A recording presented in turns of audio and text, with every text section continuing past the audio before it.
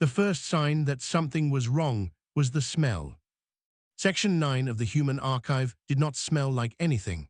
That was intentional. The air was filtered, temperature-controlled, and cycled through 8 layers of purification every 4 minutes. It smelled like nothing at all, the way a held breath smells like nothing. Archivist Dara Voss had worked in it for 19 years and had never once detected an odor she could not immediately explain. So when she lifted her head from the indexing report, she was reviewing at 300 station time and smelled something like warm stone and copper and the faint edge of smoke. She put the report down very carefully and sat very still. Then she heard the sound. It was a small sound, a clicking, scraping, investigative kind of sound, the sound of something exploring a shelf with more curiosity than coordination. Dara stood up. She walked to the end of her row. She turned the corner into the eastern corridor of Section 9, where the oldest physical storage units sat behind glass panels, and she stopped walking. There was a dragon sitting on the floor. It was not a large dragon. That was the first thing her mind registered, possibly because it was looking for reasons not to escalate immediately into full crisis response.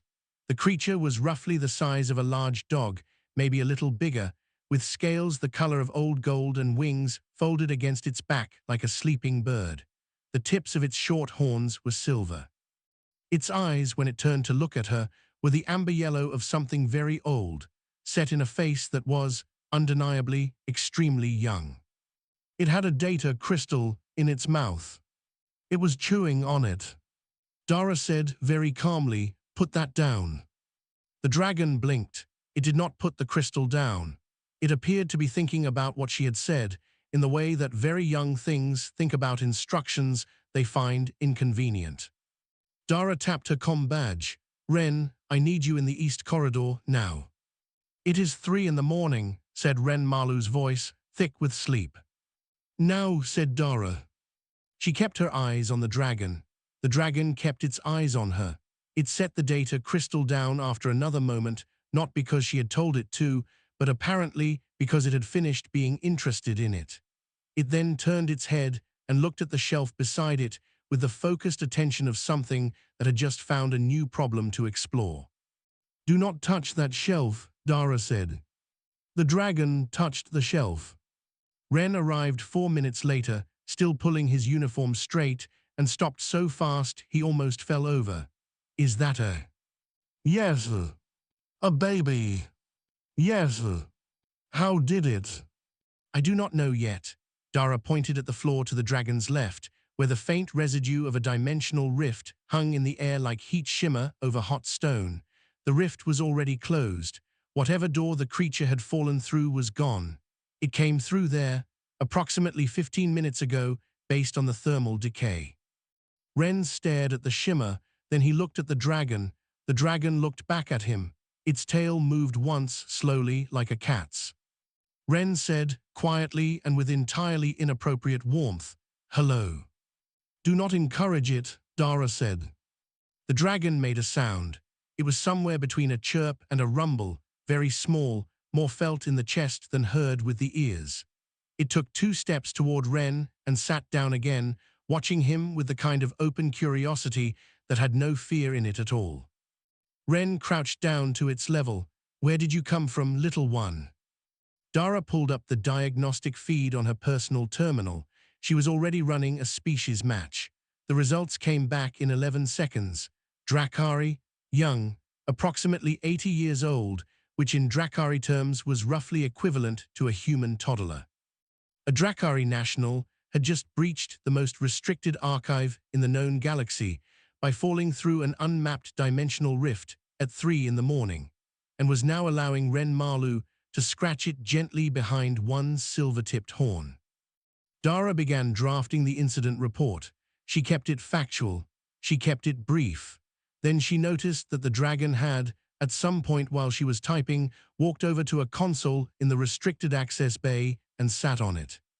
She looked up. The console was active. 17 files were open. She crossed the room in 8 steps and looked at the screen.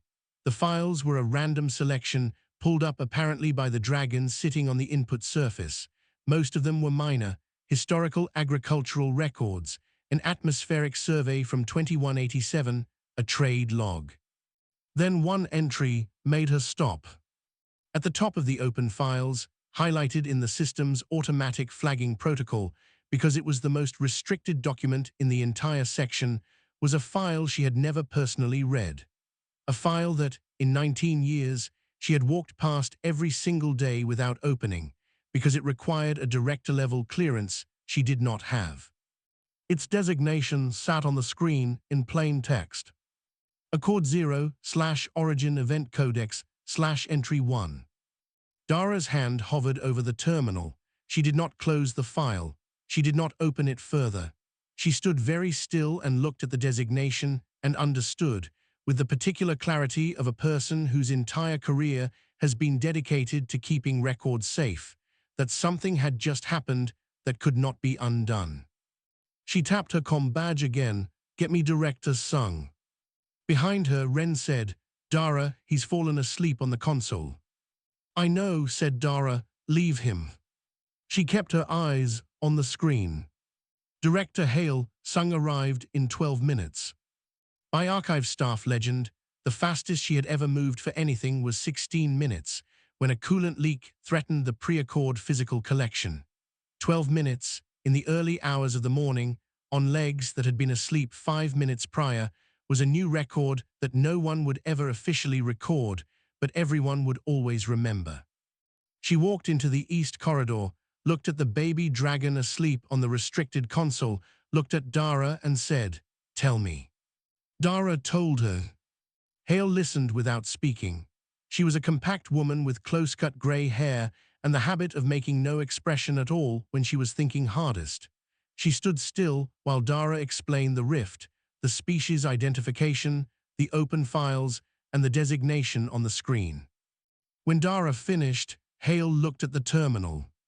She read the designation, Accord 0/Origin Event Codex/Entry 1. She said, "Open it." "Director, that requires your clearance." "I am standing here," said Hale. "Open it." Dara opened it. The three of them read in silence. The dragons slept. The archive hummed around them, patient and indifferent, keeping everything the way it always had and always would. The file was not long. It was written in the plain, clipped language of early survey documentation, the kind of writing that prioritized accuracy over comfort. It contained survey logs, observation records, and a series of internal communications between the first human teams to enter Drakari space. The date on the earliest entry was 63 years before the official date of first contact. Humanity had found the Drakari first. They had watched them in secret for over 6 decades, mapping their territories, studying their culture, cataloging their responses to outside contact based on historical records of what had happened to other species who had approached them. 3 prior first contact attempts by other civilizations were logged in the file as outcomes. All 3 had ended in the Drakari destroying the approaching ships, not out of malice, but out of a territorial threat response so deeply ingrained it was practically automatic. Humanity had read those outcomes, and then humanity had done something that no other species had done. They had waited, they had learned, and then they had staged a contact event calibrated to every piece of information they had gathered, structured to appear exactly as non-threatening as the Drakari needed it to be. The great Drakari discovery of humanity, the founding story of the Galactic Accord, the myth that underpinned 3 centuries of interstellar lore, had been a performance. A careful, researched, extensively rehearsed performance designed by humans who knew exactly what they were doing and why. Ren said very quietly, "Oh." Hale said nothing. Dara said, "This is why it has director clearance." "Yes," said Hale. "If the Drakari public sees this." "Yes," said Hale again. "And the Vreth Collective has observer rights over any Accord-related archival matter, if they find out this file exists and request." "I know what the treaty says," Hale said. Her voice was not sharp. It was the tone of someone holding a great deal of weight very carefully. On the console, the dragon shifted in its sleep. One small golden foreleg stretched out and rested on the terminal edge. Its breathing was slow and deep. Ren was watching it. "It's just a baby," he said. "It didn't know what it was sitting on." "It doesn't matter what it knew," Dara said. "The file is flagged as accessed. The system logged it the moment the console activated. If anyone audits the access record." "No one audits Section 9, said Hale. "We are standing in Section 9 at 4 in the morning because a baby dragon fell through a dimensional rift," Dara said. "I would not count on anything staying normal from here." Hale almost smiled, almost. Then Ren said, "Dara," his voice had changed, "look at the terminal." Dara looked. Below the open file, in the system's action queue, there was a notification she had not seen before. It had appeared while they were reading. It was time-stamped to the moment the dragon had been sitting on the console, before any of them had arrived. It read, "Deletion request queued, Accord 0/origin event codex /entry 1, awaiting archivist confirmation." The room was very quiet. "It queued a deletion," Ren said. "When it sat on the console, it must have pressed something, or the system read the weight distribution as." "It doesn't matter how," Dara said. Her eyes were fixed on the screen. "It queued a deletion of the oldest file in the archive." The dragon opened one eye. It looked at Dara. It seemed to register, in the slow way of very young things waking up, that something in the room had changed. It sat up. It looked at the terminal. Then it looked at the three humans standing around it. It said, in broken galactic standard that sounded like words being tested for the first time, "Is grandfather in that record?" No one spoke. "Orath," the dragon said carefully, as if the name was something it was used to saying with great confidence and was not entirely sure how to say quietly. "High Consul Orath, is he in there?" Dara looked at the file. She scrolled. The name appeared in the 5th communication log, attached to a signature on a document describing the design of the staged contact event. "Yes," she said, "he is in there." The dragon looked at the terminal for a long time. Then it said, very small, so small she almost did not hear it, "I want to go home." Dara's hand rested on the terminal. The deletion request blinked, patient and waiting. To confirm it, she needed only to press one key. She did not press it. She stepped back and looked at Hale and said nothing, because there was nothing to say yet that would make any of this simpler. The archive kept everything. That had always been the rule. Word travels fast when it involves a dragon. By midday, 14 Drakari diplomatic vessels had positioned themselves in a loose formation around the archive station, close enough to be a statement, far enough to avoid being an act of war. High Consul Orath had transmitted 3 formal requests for access. All 3 had been politely declined by archive security in language so carefully neutral it could not be argued with. The archive station had no weapons. It had never needed any. In 400 years, no one had attempted to breach it by force, because the archive stored everything about everyone, and the species with the most to lose from its contents had always understood that burning the library does not erase what the library knows. Orath apparently understood this too. His 4th transmission was not a request. It was simply a statement. He was present, he was waiting, and he wished to speak with whoever was responsible for his grandson's welfare.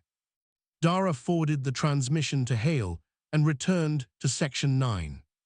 The second complication arrived 2 hours later. Ambassador Yen Dosk of the Vreth Collective came through the main docking port under the authority of a treaty clause that gave her people observer rights during any formal accord-related archival dispute.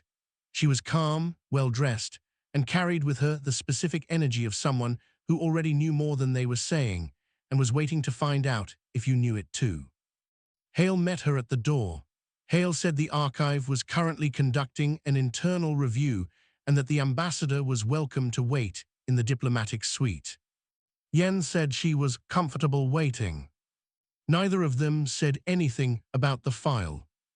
In Section 9, Solwin sat on a cushion Wren had brought from the break room and ate his way through a tray of protein rations with the steady, uncritical focus of a creature whose body required fuel and had no strong opinions about what that fuel was.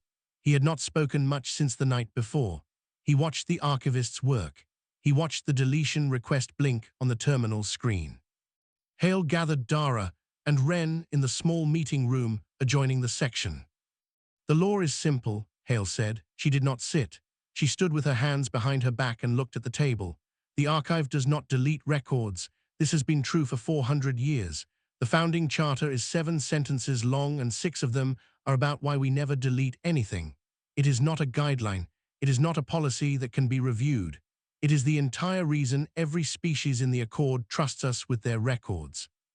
Dara said, "Then we cancel the deletion request. We log the incident, we seal the file back under director clearance, and we deal with the diplomatic situation through proper channels." Wren said, "That's one option." Dara looked at him. "It's the only option." "The law says we don't delete," Wren said, "but I want to ask what the law was written to protect. Because if the answer is just the files themselves, then yes, we cancel, we seal, we move on. But if the answer is the people who will one day need to know what those files contain," he stopped. He looked at the table. "Then maybe the question is bigger than the request." "The question is not bigger than the founding law," Dara said. "Maybe not, but it is worth asking." They looked at Hale. Hale was quiet for a moment. Then she said, "Orath has made a private request, direct channel, not logged in the diplomatic queue. He asked me to confirm the deletion." Dara said, "He cannot ask you that." He did not ask officially. He asked as a person who has been carrying something for 300 years and would like it to end. Hale's voice was flat, but not cold. "I denied the request. I am telling you because you should know what is being asked of us and by whom." Silence. "He knew," Wren said. "Orath knew about the staged contact. He was part of it." "His signature is on 5 documents in the file," Dara said. "He's been the face of the Accord for 3 centuries, Wren said slowly, giving speeches about discovery and trust and the courage it took for the Drakari to reach out to a new species. And the whole time he knew it was the other way around," Dara finished. Another silence. From the other side of the door, very faintly, they could hear the sound of Solwin moving around Section 9. Small claws on the smooth floor. The soft thud of something being investigated and set back down. Then his voice muffled through the door. "I can hear you." Wren opened the door. Solwin sat in the middle of the corridor, looking at them with amber eyes that missed nothing. "Dragon hearing," Wren said unnecessarily. "I know about the file," Solwin said. "I know what it says about grandfather. I heard you reading it last night." He paused. "I want to read it myself, the whole thing, before you decide what to do with it." Dara started to speak. Solwin said, "Please." It was the first time he had said please since he arrived. There was nothing small about the way he said it. It landed in the room with the full weight of someone who understood they were asking for something important and was asking anyway. Dara looked at Hale.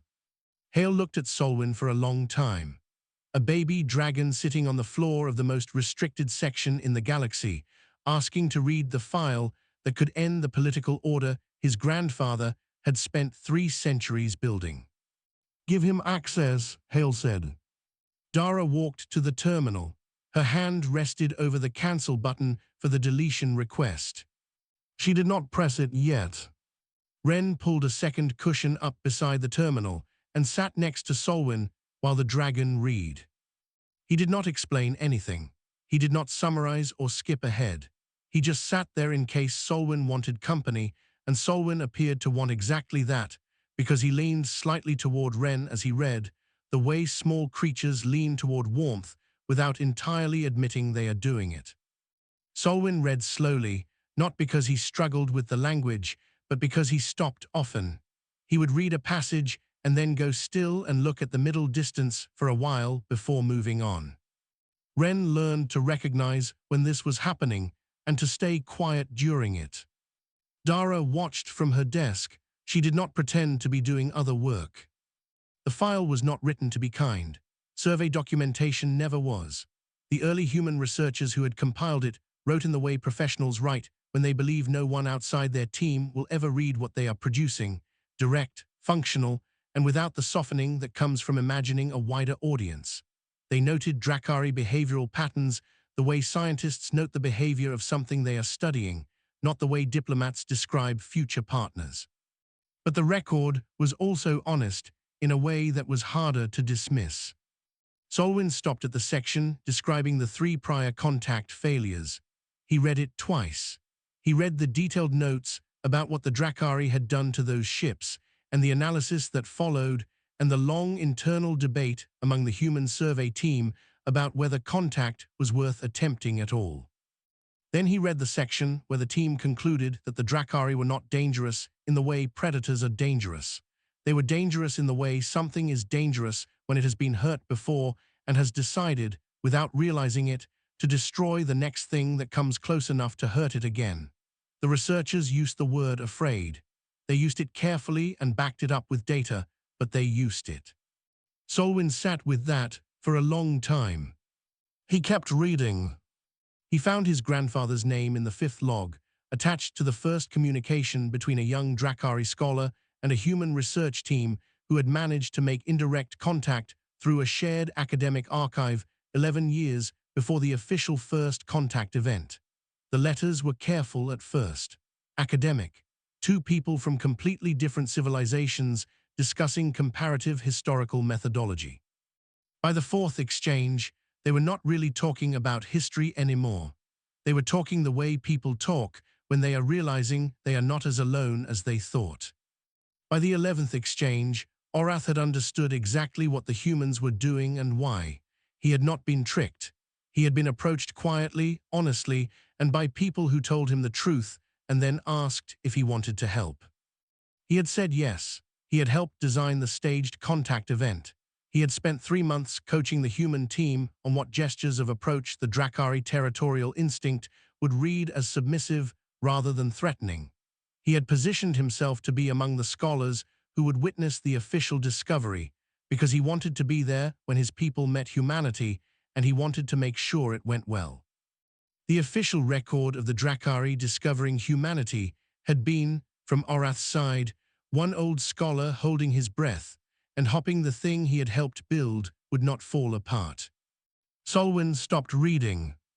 He sat very still for almost 10 minutes. Ren did not speak. Then Solwin said he was afraid too. Yes, Ren said. He was afraid his people would attack them before anyone had a chance to talk. Solwin's voice was careful. He was working something out. So he helped them come in a way that wouldn't make us scared, because he knew us. He knew we would be scared. Ren said, "That's what it says." He didn't deceive his people to protect himself, Solwin said. He deceived his people to protect them. From themselves, Ren said very quietly. Solwin turned to look at him. Is that a bad thing? Ren thought about it honestly, because the dragon was asking honestly and deserved the same. It's a complicated thing, he said. He took a choice away from his people, the choice to know the truth and decide what to do with it themselves. That matters, but what he thought would happen if they had that choice, he stopped. He might have been right, we'll never know. The file thinks he was right, Solwin said. The humans wrote that in here, their own researchers. They wrote that without Orath, contact would have failed. Yes, Ren said, they wrote that. Solwin looked at the screen again, at his grandfather's name, sitting there in plain survey documentation, attached to 11 letters and 300 years of silence. He has been making speeches for 3 centuries, Solwin said slowly, about the courage it took for the Drakari to extend their hand, about discovery and trust. He paused, and the whole time he knew the hand that reached out first was theirs. Yes, that must have been very heavy. Ren did not have an answer for that. He thought it was probably the truest sentence anyone had said in Section 9 in a very long time. Solwin sat up straight. His wings settled against his back. The amber in his eyes had gone very clear, the way deep water goes clear when the light hits it right. "I want to speak to my grandfather," he said, "and I want to speak to the Vreth ambassador." Dara looked up from her desk. Solwin looked at her. He was a small gold dragon on a burrowed cushion in the most restricted archive in the galaxy, and he looked, in that moment, not small at all. "Together," he said, "I want to speak to both of them at the same time, and I want you there, all three of you." Dara looked at Hale's comm channel. "I'll call her," she said. The neutral chamber had no flags and no rank markers. This was intentional. It had been designed into the archive's original floor plan as a room where any two parties could sit across from each other as equals, without the visual weight of their institutions pressing down on the conversation. In 400 years, it had been used exactly 9 times. The archive staff called it the quiet room because nothing said in it was ever officially recorded. Orath entered first.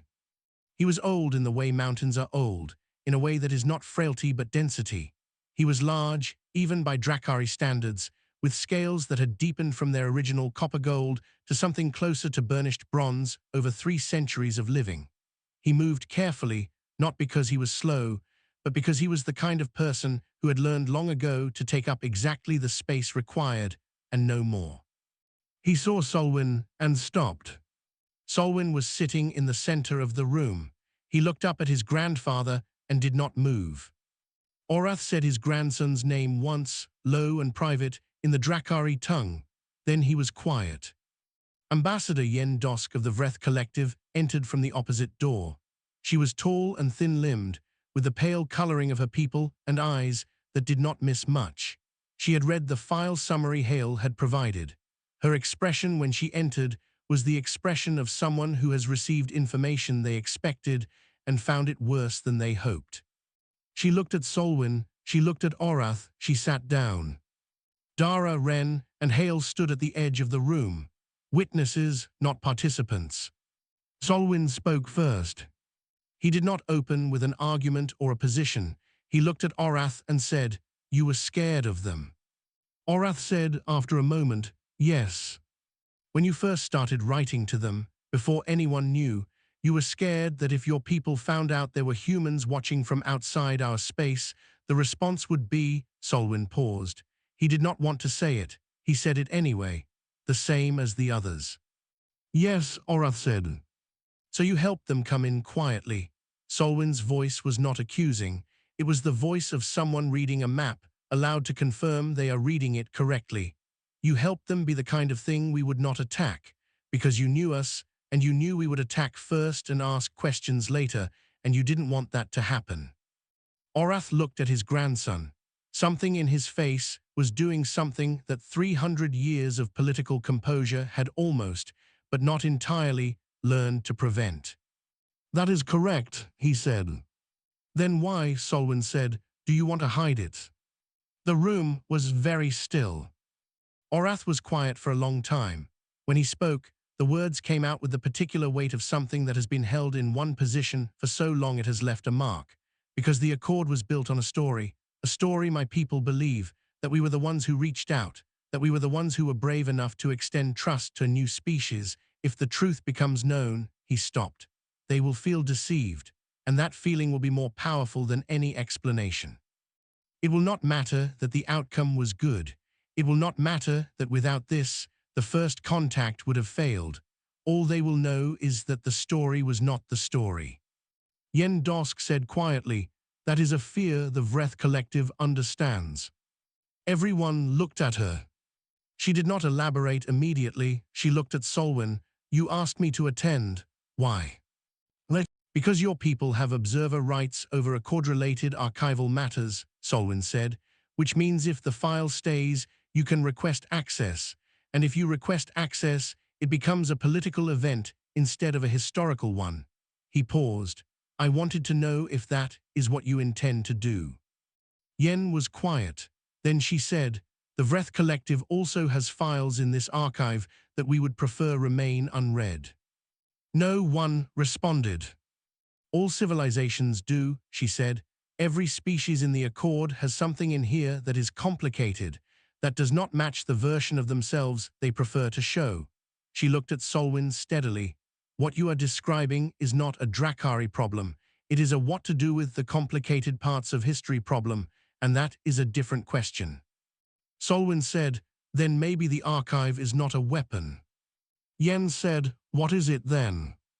A witness, Solwin said. It witnesses what happened. It doesn't decide what it means. That part is ours. The room held that.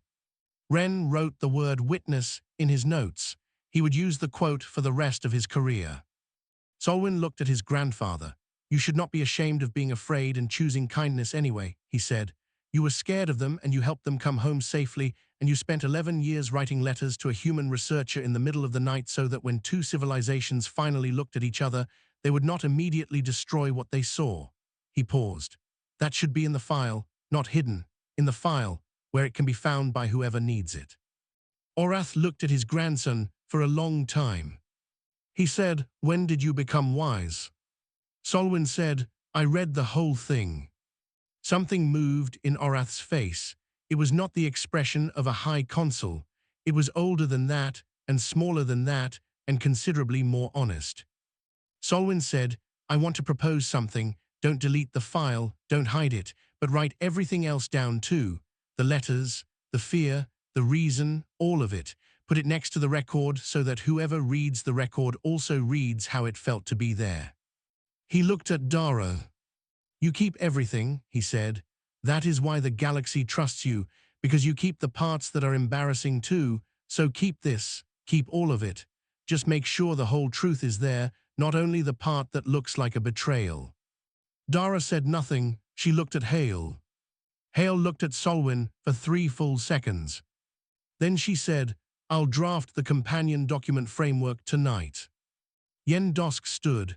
The Vreth Collective will not be submitting an access request, she said. She picked up her things. She looked at Solwin once more. You are very young to understand very old things. Solwin said, I have a good archive. Yen almost smiled. She left. Orath remained seated. He looked at Solwin across the quiet room for a long moment.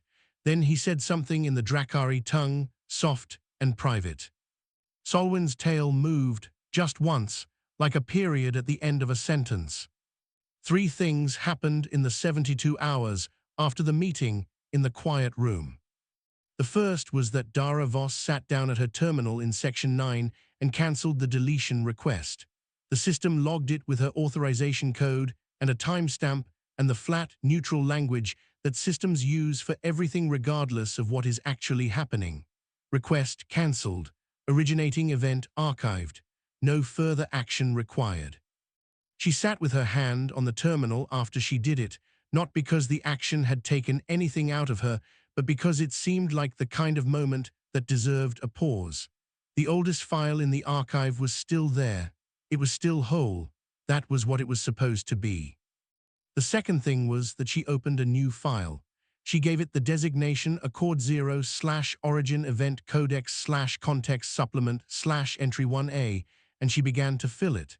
She pulled in Orath's letters, all 11 years of them, translated and annotated.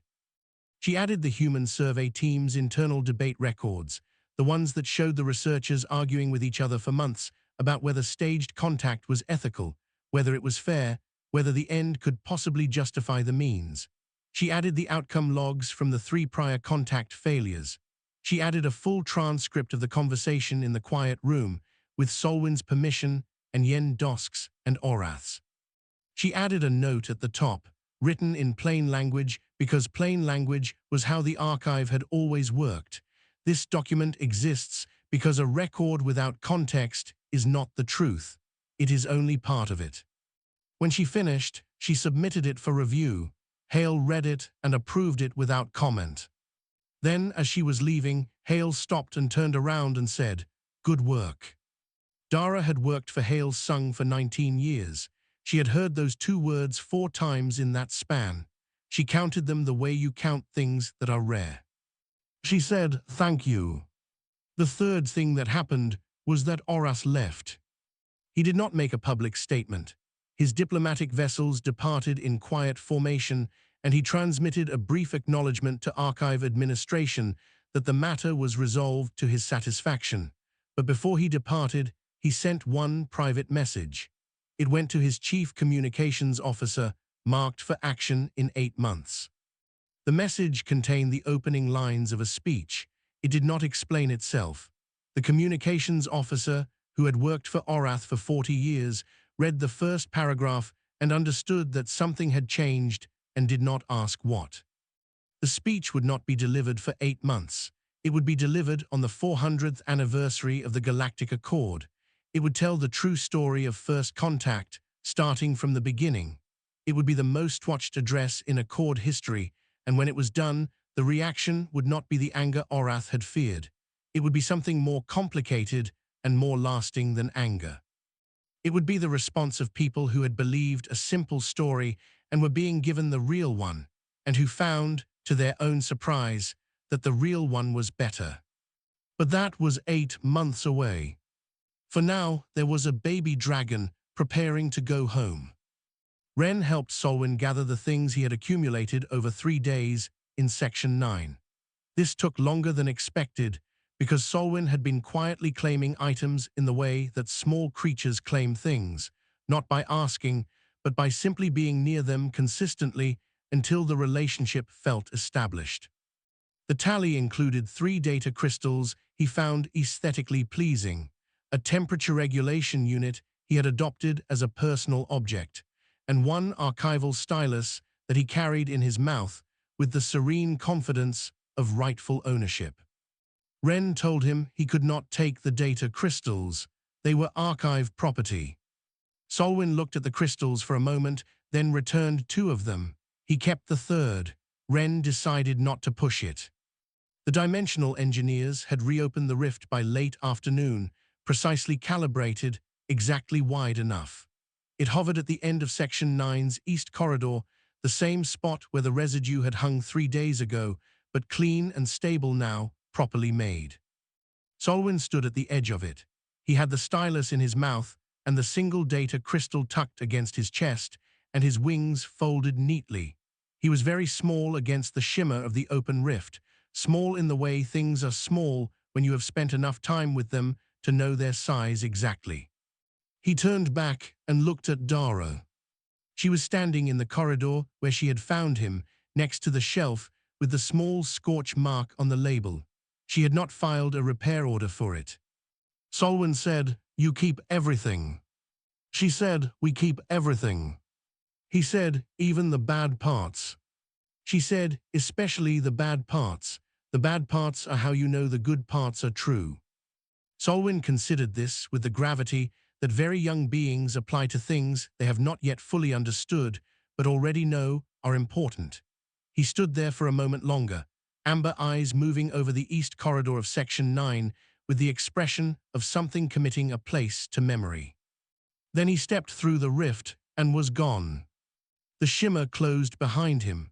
The corridor was empty and quiet and smelled like nothing again.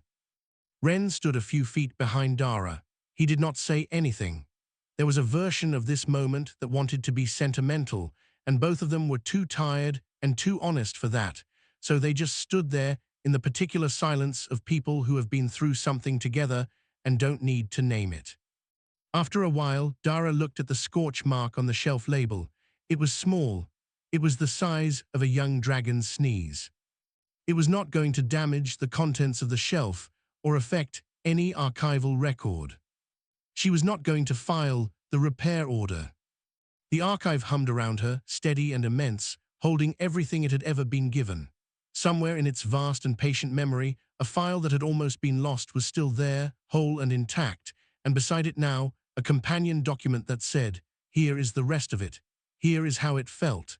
Here is what it cost and what it meant, and why the people who made these choices were afraid and made them anyway." The truth, all of it, not just the part that was easy.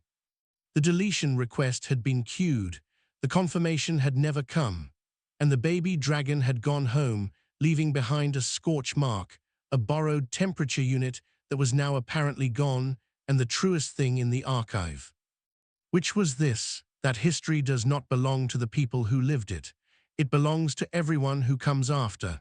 And the only way to honor that is to keep it whole, even when it is complicated, even when it is heavy, even when it would be easier to let one small part of it disappear. The archive kept everything. That had always been the rule. That would always be the rule.